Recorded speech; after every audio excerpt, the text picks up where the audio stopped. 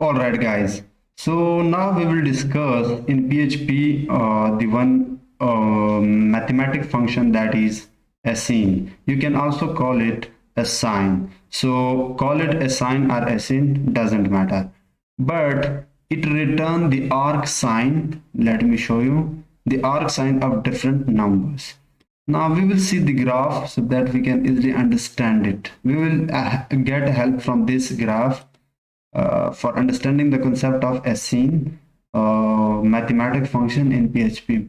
So in first statement we have used assign and we have passed 0.64, and in second statement we have passed minus 0.4 and 0, minus 1, 1 and 2. Now for first statement 0.64, it will return the arc sign of different of this number, that is 0.64, and the return value is 0.69.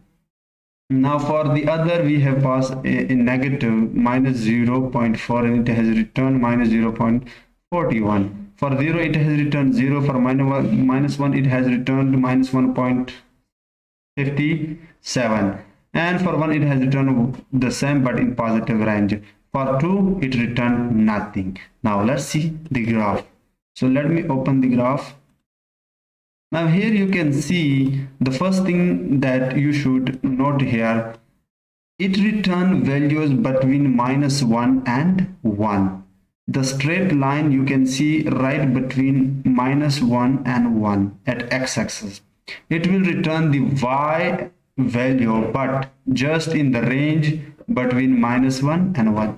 That's why it's returned 0, minus 0, 0, minus 1, 1. But the moment we pass 2, as in the last statement right here we have passed, it has returned nothing because now it has exceeded the range, because the range for assign is minus 1 and 1.